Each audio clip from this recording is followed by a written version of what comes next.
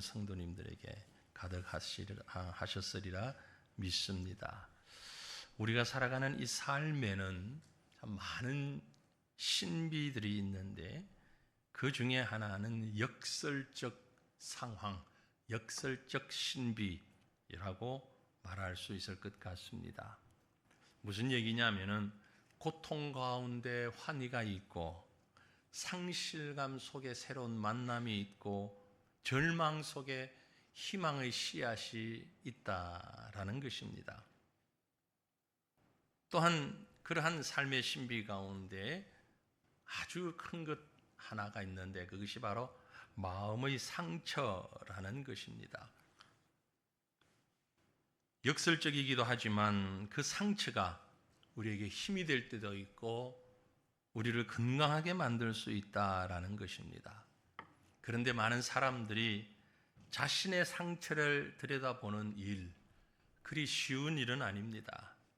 하지만 스스로의 상처를 들여다보며 아픔을 알 때에 비로소 다른 사람의 상처도 보게 되는 것입니다. 상처 입은 사람들은 상처 입은 다른 사람들의 마음을 이해합니다. 섹스피어가 아주 유명한 말을 했지요. 다쳐보지 않은 사람은 남의 흉터를 보고 웃을 뿐이다. 몸에 지울 수 없는 흉터를 가진 사람은 결코 다른 사람의 흉터를 보고 웃지 않습니다. 우리 예수님은 어쩌면 상처투성이의 삶을 사셨습니다. 십자가에서 받은 그 상처는 엄청나게 큰 흉터로 남아 있습니다. 그래서 우리 예수님은 상처 입은 사람들의 마음을 아십니다. 저와 여러분의 마음의 상처로 인한 흉터를 보시고 웃지 않으십니다. 오히려 상처 입은 우리를 상처 입은 예수님께서 치료해 주시는 줄 압니다. 우리의 상처를 꽃으로 바꾸어 주십니다. 그래서 우리는 상처를 받을 때마다 그 상처를 가지고 우리 예수님 앞에 나가야 합니다. 온전한 회복의 길이 우리 예수님께 있기 때문에 그러한 것이죠. 오늘 본문 말씀에 나오는 기드온이라고 하는 사람, 그는 심한 좌절과 절망, 또 분노까지 휩쓸려 있던 아주 가난한 농부 중에 한 사람이었습니다. 그가 농사를 다 지어놓고 열심히 땀 흘려서 수확의 기쁨을 느끼기 직전에 미디안이라고 하는 이방 족속들이 쳐들어와서 그 수확을 다 빼앗아가고 소와 양과 짐승들 심지어 가족들까지 다 잡아가는 그런 비극과 아픔을 경험하며 살았습니다. 사실 농작물을 열매를 빼앗긴 것은 단순히 그 물품을 빼앗긴 것만이 아니라 1년 동안 그가 흘린 수고와 땀과 희망과 노력을 한꺼번에 빼앗겨 버리는 것과 같은 일이죠. 그런데 그런 일이 한 번, 두 번이 아니고 7년 동안 계속 반복되면서 지칠 대로 지쳐 있었습니다. 수고를 해도 결실이 없는 삶, 노력을 해도 성과가 없는 인생이었습니다. 그리고 그 백성들은 그들의 삶의 자리를 잃어버리고 결국은 산속에 들어가서 굴을 파고 숨어 지내야 하는 이런 형편까지 되었습니다. 자기의 삶과 더불어 민족의 모습을 돌아보면서 누군가 우리의 이런 아픔과 고통을 구원해 주길 간절히 기다리고 있지만 이미 지칠 대로 지친 상태. 그러던 어느 날 기드온이 하나님을 만났습니다. 하나님이 찾아오셨습니다. 그런데 놀라운 것은 하나님을 만난 이후에 그를 감싸고 있는 환경에는 아무런 변화가 없었음에도 불구하고 그가 전에는 두려워서 할 수 없었던 그리고 감히 도전하지 못했던 그런 일들을 용기와 힘과 지혜를 가지고 도전하며 자신뿐만이 아니라 민족을 구원하는 그런 용기 있는 믿음의 사람으로 변해가는 것을 볼 수 있습니다. 그는 농부로서 아무것도 할 수 없었고 약하고 때로는 겁쟁이처럼 보이는 사람이었지만 그가 하나님을 만날 때 자기 환경을 바꿔갈 뿐만이 아니라 다른 사람에게도 유익을 주는 그런 인생으로 그 삶이 바뀌었다는 거지요. 그 주님이, 그 하나님이 바로 오늘 저와 여러분이 만나는 하나님인 것입니다. 우리 하나님께서 기드온을 만나서 어떤 일들을 행하셨는가, 오늘 이 말씀을 묵상하며 이 하나님을 만나는, 그리고 그 하나님을 통해서 우리의 삶이 변화되는 귀한 은혜가 함께 하시기를 간절히 바랍니다. 기드온이 하나님을 만났습니다. 어떤 하나님을 만났을까요? 여러분, 우리 이런 하나님을 만났으면 좋겠습니다. 어떤 하나님요? 먼저 기드온이 만난 하나님은 우리의 가치를 인정해 주는 그런 하나님이었습니다. 우리 한 사람 한 사람, 나의, 여러분의 가치를 인정해 주는 하나님이라는 얘기입니다. 오늘 우리 읽은 말씀, 본문 말씀 가운데 12절 말씀을 보면 아주 재미있는 표현이 있습니다. 여호와의 사자가 기드온에게 나타나 이르되 큰 용사여 여호와께서 너와 함께 계시도다 하매 라고 말씀합니다. 지금 기드온은 어떤 상태에 있습니까? 밀을 포도주 틀에서 타자하고 있는 농부 기드온에게 나타나셔서 그를 부르시면서 하시는 말씀이 큰 용사여. 큰 용사라는 말은 적어도 지금 이 순간 기드온에게는 정말 어울리지 않는 호칭입니다. 상상할 수 없는 호칭이에요. 왜냐하면 그는 무슨 용사가 아닙니다. 군인이 아니고 농부예요. 그리고 큰 일, 싸움을 할 수 있는 그런 사람이 아닙니다.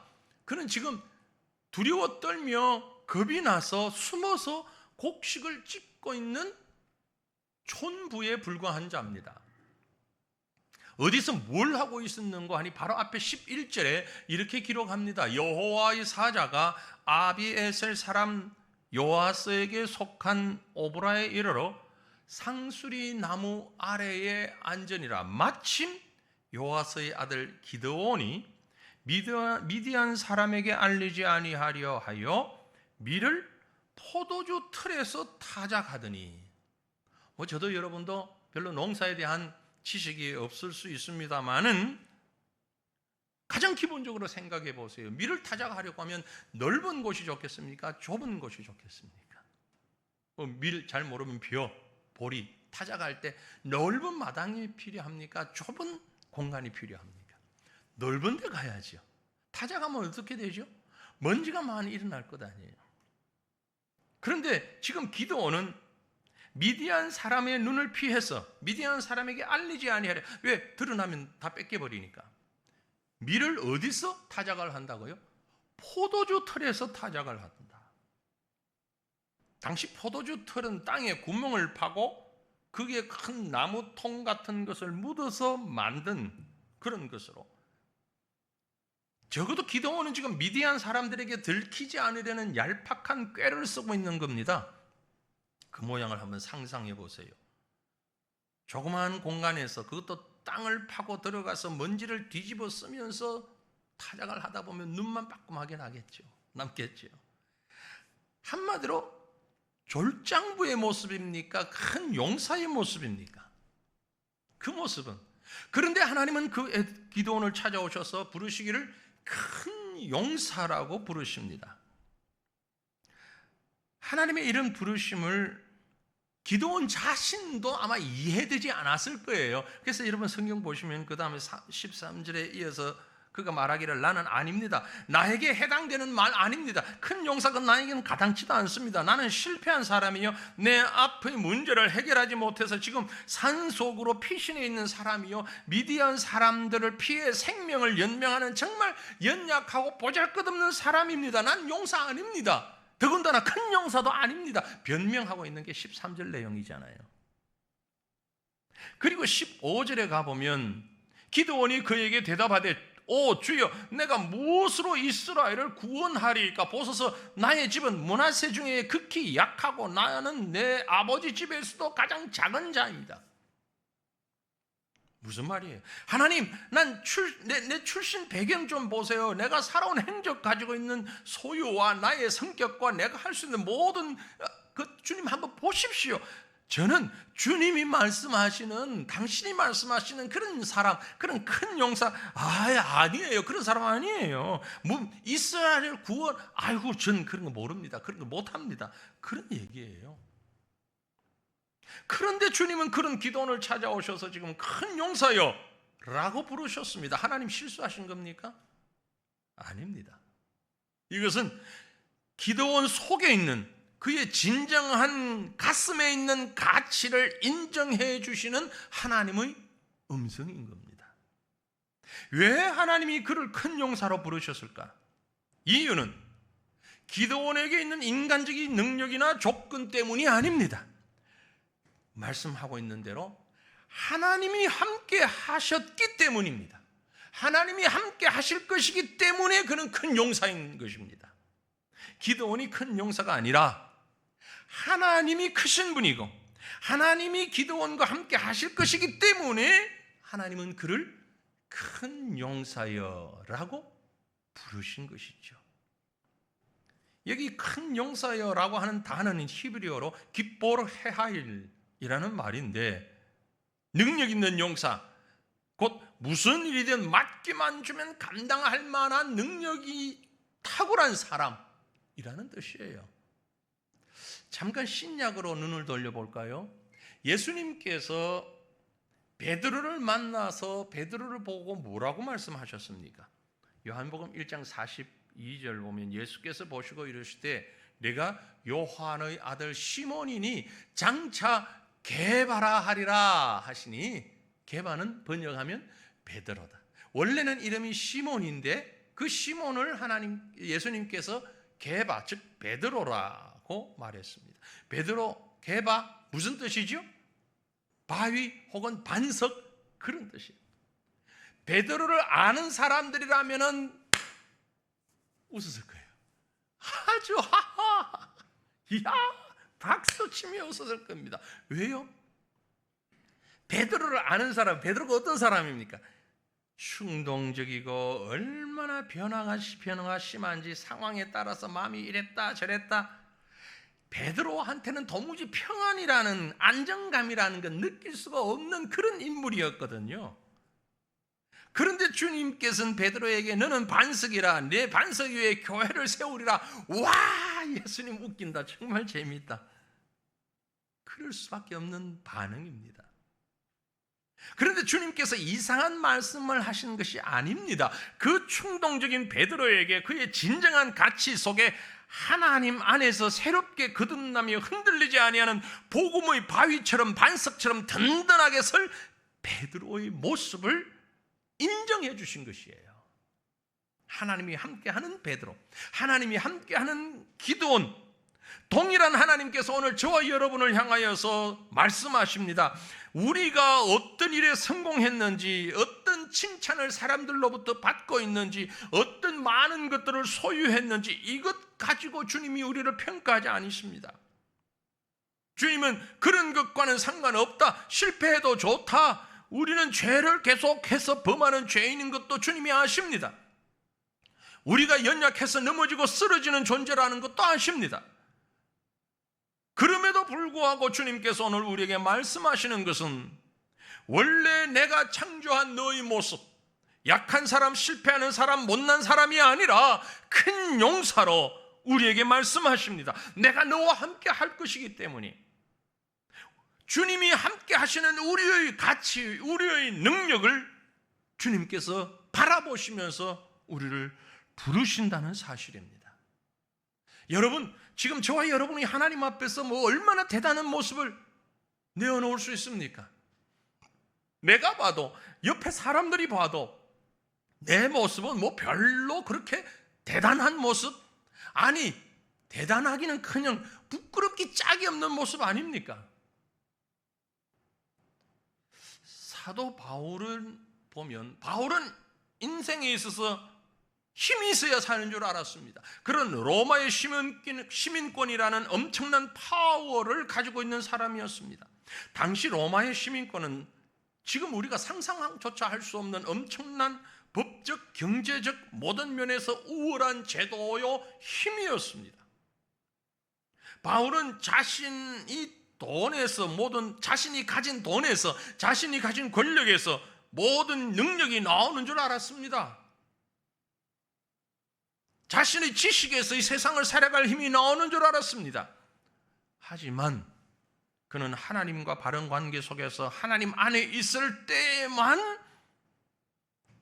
자신에게 진정한 능력이 있다는 사실을 깨닫고 내가 가진 모든 것은 배설물처럼 버린다라고 고백하면서 엔 크리스토스, 그리스도 안에서, 내게 능력 주시는 자 안에서 내가 모든 것을 할 수 있다고 고백하게 되는 것이죠. 세상적인 모든 기준은 다 던져버리고 배설물처럼 여겨버리고 엔 크리스토스, 예수 안에서 자신의 진정한 가치, 진정한 능력, 그걸 깨닫게 된 것입니다. 사랑하는 성도들이요, 오늘 여러분의 삶과 우리가 살아온 인생 속에서 어쩌면 나는 실패한 아빠일 수 있고, 실패한 남편이요, 실패한 엄마요, 실패한 부모요, 실패한 사업가요, 더 나아가서 실패한 그리스도인이라고 볼 수도 있을 것입니다. 결국 내가 할 수 있는 일은 별로 없어요. 나는 내 앞에 주어진 일을 감당한 능력이 없습니다. 그래, 나는 이대로 사는 것이 내 인생 모습일 뿐이야, 이렇게 살다 가면 돼 라고 생각하십니까? 하지만 여러분, 나를 창조하신 하나님께서 그렇게 생각하지 말라고 말씀하십니다. 주님은 우리에게 말씀하십니다. 너는 큰 용사야. 내가 내 안에 있을 때에, 내가 너 안에 있을 때에 너는 모든 것을 할 수 있고, 너는 하나님의 사람이고 내가 너를 조성하여 창조하였으니 나 하나님이 너와 이 땅 위에 함께 할 때, 너를 이 땅에 보냈을 때 정말 아름답고 존귀한 역할을 감당할 수 있도록 만든 너는 나 여호와의 걸작품이야. 주님은 오늘 우리에게 이렇게 말씀하십니다. 그 음성을 들을 수 있기를 바랍니다. 기도원이 자기 앞에 산적한 문제를 해결할 수 없는 그 문제를 해치고 나갈 수도 없는 그때에, 그러나 하나님은 그에게 다가오셔서 그의 가치를 인정해 주셨고, 주님 안에서 그 가치를 따라서, 그 가능성을 따라서 믿음으로 그 미래를 한 걸음 한 걸음 나아갈 수 있도록 그 길을 열어주셨고 그 길을 인도해 주셨던 것입니다. 기드온이 만난 하나님, 그 하나님을 만나는 저와 여러분 되시기를 주님 이름으로 축원합니다. 기드온이 만난 하나님은 또 어떤 분이냐면 우리를 위로해 주시는 하나님이십니다. 하나님이 우리를 위로하십니다. 너무나 잘 아는 말씀이지만 오늘 본문에 보면 아주 실감나게 위로하십니다. 직설적으로 위로하십니다. 14절 말씀 볼까요? 거기 뭐라고 했습니까? 여호와께서 그를 향하여 이르시되 너는 가서 이 너희 힘으로 이스라엘을 미디안의 손에서 구원하라. 내가 너를 보낸 것이 아니냐 하시니라. 여기서 여호와께서 그를 향하여, 영어로 번역된 걸 괄호 안에 적었습니다. The Lord turned to him and said. 무슨 얘기냐면요, 그를 향하여, 히브리어의 와이펜이라는 원형에서부터 파나를 나왔는데 방향을 누구에게로 돌린다, 그 말이에요. 다시 말해서 지금 기드온이 이쪽을 보고 있어요. 하나님은 그 뒤에 있어요. 하나님께서 기드온에게 어깨를 잡고 확 돌리면서 기드온을 페이스 투 페이스, 얼굴을 마주 보면서 딱 돌리는 거예요. 여호와께서 그를 향하여라는 말은 그런 얘기입니다. 훌쩍거리고 혹은 기가 죽어서 앞도 쳐다보지 못하고 이러고 있는 기드온의 얼굴을 딱 들면서 얼굴을 마주치면서 여호와께서 그를 향하여, 바로 그런 뜻이에요.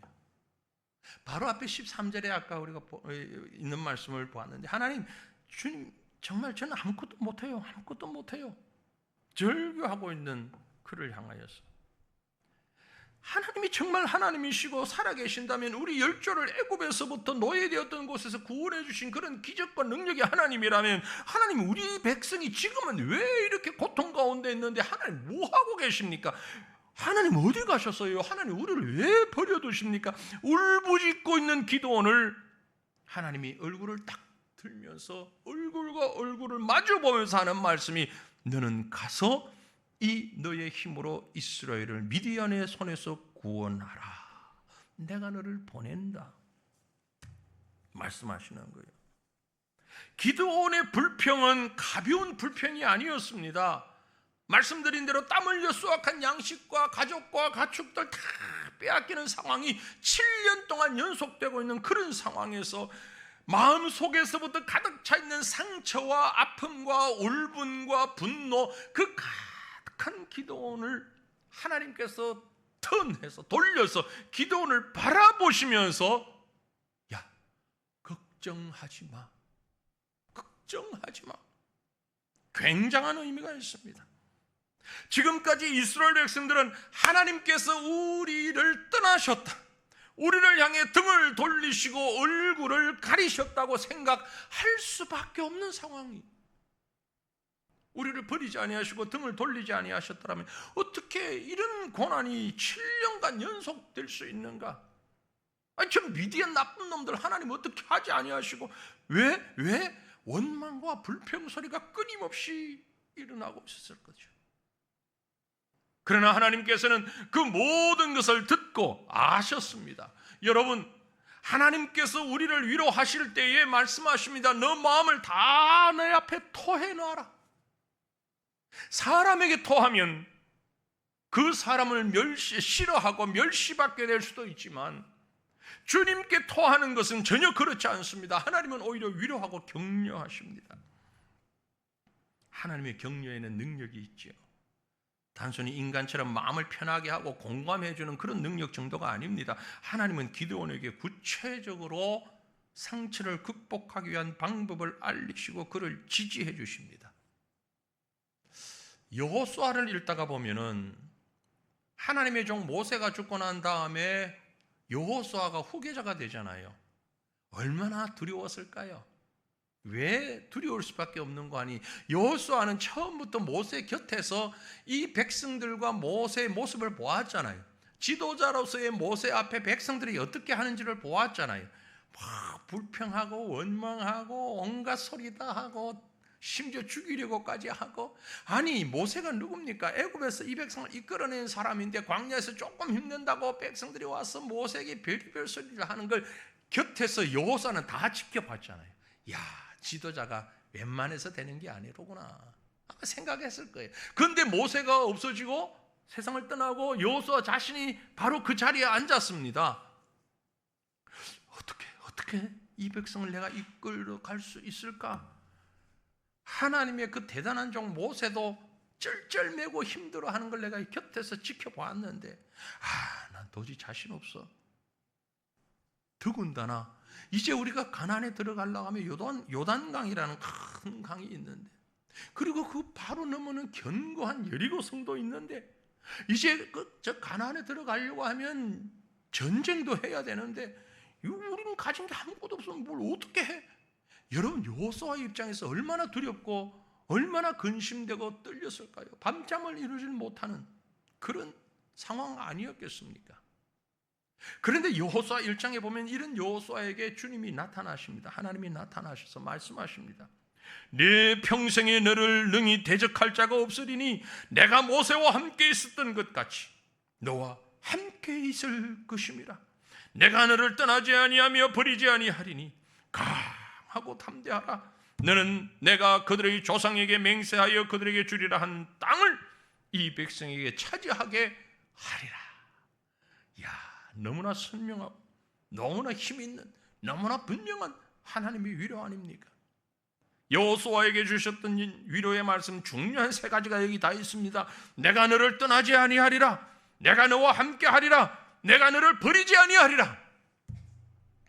사랑하는 성도들이여, 실패와 좌절과 두려움과 염려 가운데 있는 저와 여러분을 향하여서 주님이 말씀하십니다. 내가 너를 떠나지 아니하리라, 내가 너와 함께하리라, 내가 너를 버리지 아니하리라.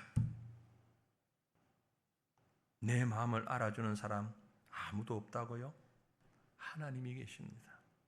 내가 너를 결코 떠나지 아니하리라, 내가 너를 결코 버리지 아니하리라, 내가 어디로 가든지 너와 동행할 것이다. 그리고 너에게 이 약속의 말씀을 다 이루리라 말씀하시며 위로하시며 격려하신 하나님.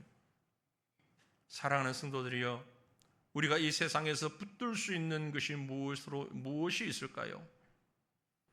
내가 도움을 청했던 많은 사람들, 나를 도와줬던 사람들, 지금은 다 어디 있습니까?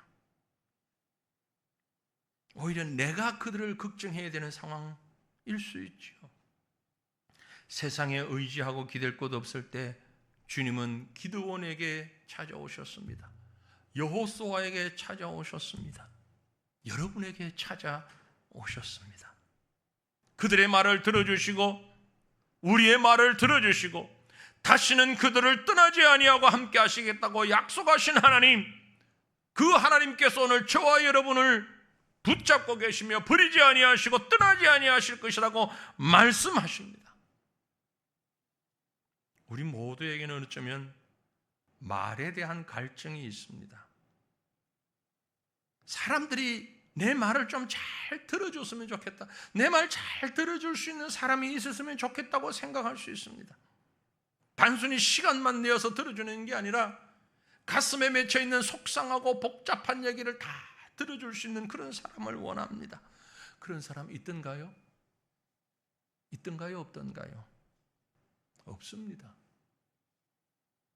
하지만 하나님께서는 우리 삶 속에 다가오셔서 구체적으로 말씀해 주시고 동행해 주시기를 기뻐하시는 참 나의 하나님, 평강의 하나님이라는 사실을 믿으시길 바랍니다. 그 하나님 앞에 토해 놓으세요. 인간적으로 보면 이 세상에 살아가는 사람 가운데 외롭지 않은 사람 별로 없어요. 그죠? 다 내 편인 것처럼 보여도 그 내면의 삶 속에를 보면 외로움도 있고 고통도 있고 아픔도 근심도 스스로 넘어야 될 많은 인생의 벽들이 앞에 있어요. 이 어려운 일들 가운데 그러나 주님은 찾아오십니다. 그리고 우리를 만져주십니다. 우리의 얼굴을 대하십니다. 위로해 주십니다. 약속하십니다. 내가 너와 함께 할 것이라고, 내가 너를 붙들어 줄 것이라고, 내가 너를 떠나지 아니할 것이라고. 바로 기드온을 만난 하나님처럼 말입니다. 오늘 저와 여러분에게 이 하나님이 오셨음을 믿으시기를 바랍니다. 하나님께서 기드온을 만나셨을 때 또 무엇을 하셨습니까? 우리를 만나시는 하나님 무엇을 하실 것 같습니까? 하나님은요, 우리에게 은혜 베푸시는 분이라는 사실을 기억하시길 바랍니다. 단순히 오시고 만나주시고 이 얘기만 들으시는 것이 아니라 은혜를 베풀어 주시는 하나님. 하나님께서 기드온에게 나타나셔서 이스라엘을 구원할 것을 명령하셨습니다. 위로도 받았습니다. 그러나 막상 자신이 전혀 해보지 못하고 할 수 있다고 상상도 못했던 미디안 군사와 싸움을 시작하려고 하니 그 속에 얼마나 두려움이 있겠습니까? 무엇인가 자신이 시작할 수 있는 확신과 증거가 필요했죠. 그래서 하나님께 요청합니다. 17절에 기드온이 그에게 대답하되 만일 내가 주께 은혜를 얻어 싸우면 나와 말씀하신 이가 주 되시는 표징을 내게 보이소서. 그리고 뒤에 나오는 말씀들을 제가 읽지 않았습니다. 뒤에 보면 기드온은 하나님께 드릴 예물을 준비해 왔습니다. 여러 명이 먹을 음식을 준비해서 아마 기드온 자신이 가지고 있는 걸 다 가지고 나왔는지 몰라요. 이때 하나님의 사자가 고기와 무교 전병을 반석 위에 놓고 국을 그 위에 쏟으라고 합니다. 하나님의 사자가 지팡이를 그 끝에 대니까 갑자기 반석에서 불이 나와서 제물을 다 태워버립니다. 기드온에게 이 장면은 매우 익숙한 장면이지요. 왜냐하면 이스라엘이 번제 제물을 주님 앞에 드릴 때 그 모습을 연상할 수 있습니다. 하나님께 그 향을 함께 올려드리기 위해서 번제를 드리잖아요. 국을 부을 때 포도주를 붓는 것을 연상했습니다. 하나님의 사자가 제사장이 되셔서 그 제물을 받으시는 장면은 기드온에게 놀라운 경험이었습니다. 하나님의 임재를 보게 되는 것 같았습니다. 하지만 기드온은 그것으로는 충분하지 못했습니다. 하나님을 본 사람은 죽는다는 율법을 생각하면서 벌벌 떨고 있을 때에 하늘에서 너는 안심하라, 두려워하지 말라, 너는 죽지 않을 것이다. 23절에 보면 그렇게 말씀하죠. 하나님의 음성이 들립니다. 하나님은 우리와 화평하기를 원하시는구나. 지금까지 하나님께서 우리를 괴롭게 하고 고통스럽게 한다고 생각했는데 아니구나. 우리가 하나님으로부터 떨어짐으로 인하여 공급받지 못한 하나님의 능력 때문에 우리가 고통당하고 아픔을 당하고 있었구나. 우리가 하나님께 더 큰 죄인이고 하나님은 언제나 우리에게 평강 주시기를 원하시는구나 하는 사실을 하나님과의 관계 속에서 기드온이 깨닫게 됩니다. 그리고 6장 24절에 가면 기드온이 여호와를 위하여 거기서 제단을 쌓고 그것을 여호와 샬롬, 여호와 샬롬 뭐지요?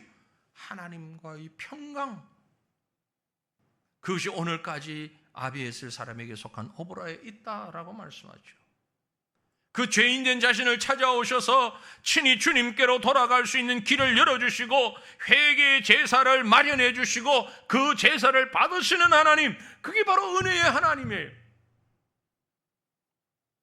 하나님을 향하여 가진 오해와 하나님을 향하여 가진 그 서운한 마음을 주님께서 사그리 녹여주시면서 그의 마음을 회복시키시는 하나님.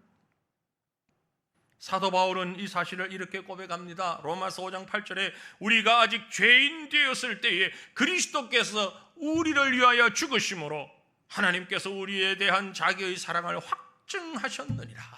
저는 이 말씀을 너무 참 귀한 말씀으로 좋아합니다. 특별히 우리가 아직 죄인 되었을 때에 100번을 읽어도 외워도 정말 가슴이 뜨거워지는 말씀. 우리가 아직 죄인 되었을 때에, 우리의 연약함이 그대로 있을 때에, 우리의 죄악과 우리의 부족이 그대로 있을 때에, 내가 기도하는 순간, 말씀 읽는 순간 하나님 앞에 선 영적인 순간이 아니라 하나님을 외면하고 하나님을 모른 채하고 세상에 빠져서 죄악과 더불어 살아가는 죄인 되었을 그때에 그리스도께서 우리에게 찾아오셨어요. 십자가의 죽음으로 찾아오셨어요. 기드온은 자신이 하나님을 위해서 한 것이 전혀 없습니다. 정결하기 위해서 회개한 것도 없고 변한 것도 없어요. 그런데 하나님이 그를 찾아오셔서 그에게 하나님께 돌아갈 길, 회개할 길, 하나님과 교제하는 길, 하나님과 화평할 수 있는 샬롬의 길을 열어주신 거예요. 하나님은 저와 여러분과도 화평하기를 원하십니다. 여호와 샬롬, 평강하시기를 원하십니다. 회복된 자에게 주어진 평강, 그 평강을 깨닫기를 원하십니다. 하나님과의 관계가 회복되고 사람과 사람과의 관계가 회복되고 나 자신의 관계가 회복되어서 자연과의 관계도 회복되어서 여호와 샬롬, 평강의 하나님이 우리 가운데 가득하시기를 원하신다는 겁니다. 그가 이 사실을 깨달았을 때에, 기드온이 이 사실을 깨달았을 때에 제일 먼저 한 게 뭔지 아십니까? 기드온이 이 하나님을 만나서 여호와 샬롬 평강의 하나님을 깨닫고 난 다음에 가장 먼저 한 일이 뭔 줄 아세요? 6장 뒤에 있는 말씀 이어가 보면 25절 26절 그날 밤에 여호와께서 기드온에게 이르시되 내 아버지에게 있는 숫소 곧 7년 된 둘째 숫소를 끌어오고 내 아버지에게 있는 바알의 제단을 헐며 그 곁의 아세라상을 찍고 또 이 산성 꼭대기에 내 하나님 여호와를 위하여 규례대로 한 제단을 쌓고 그 둘째 숫소를 잡아 내가 찍은 아세라 나무로 번제로 드릴지라. 바알과 아세라 목상, 집에 있는 우상들 다 찍어버리고 그걸 화목으로 삼아서 하나님께 번제 드린 겁니다. 삶 속에서 하나님과 교제하지 못하게 하는 것, 하나님께 가까이 나아가지 못하게 하는 것, 하나님의 은혜를 잃어버리게 만드는 것, 세상의 물질, 세상의 명예, 내가 가지고 있는 세상의 온갖 우상들 집안에 모셔놓고 그 우상에 머리 숙이고 그러면서 하나님이 왜 나를 떠났냐고, 하나님이 왜 우리를 잊어버리셨냐고, 하나님이 왜 우리에게 이런 고통을 주시냐고, 이유가 거기에 있었잖아요. 하나님과 나 사이를 가로막고 있는 우상들이 있었잖아요. 그걸 깨어부신 겁니다. 우리가 고통과 아픔 가운데 있을 때에 우리는 하나님이 나를 돌보지 않았다고 흔히 불평합니다. 하지만 우리가 아직 죄인 되었을 때에 주님은 이미 우리의 삶을 아시고 우리에게 예수 그리스도를 보내시고 우리 죄를 사해 주셨습니다. 이미 만들어 놓으셨어요.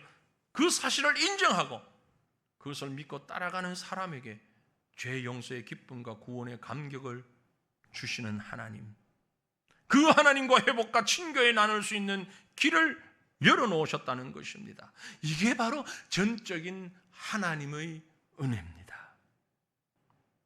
사랑하는 성도들이여, 오늘 나의 가치를 인정해 줄 분이 누가 있을까요? 실패한 사람, 패배한 사람, 정말 나쁜 사람 등등등 인간을 좌절하게 하는 것에 초점을 맞추지 마시고 오늘 내 속에 있는 진정한 가치와 그 속에 있는 가능성에 초점을 맞추고 나를 이끌어 주시고 격려해 주시는 분 누구신지 우리 하나님, 그분을 찾으시기를 바랍니다. 주님은 오늘도 우리들을 무한한 가능성을 가진 주님의 자녀로 보시기에 독생자 예수 그리스도를 죽이시면서까지 우리를 구원하셨습니다. 그리고 우리 안에 있는 참된 가치, 우리에게 맡겨주신 일들을 능히 감당할 능력 있는 주님의 자녀라는 사실을 말씀을 통하여서 우리에게 일깨워 주시기를 원하십니다. 다시금 그 하나님의 약속의 말씀 붙드시기를 바랍니다. 너는 참으로 큰 용사다. 그 음성 앞에 여러분의 마음의 문을 여시기를 바랍니다.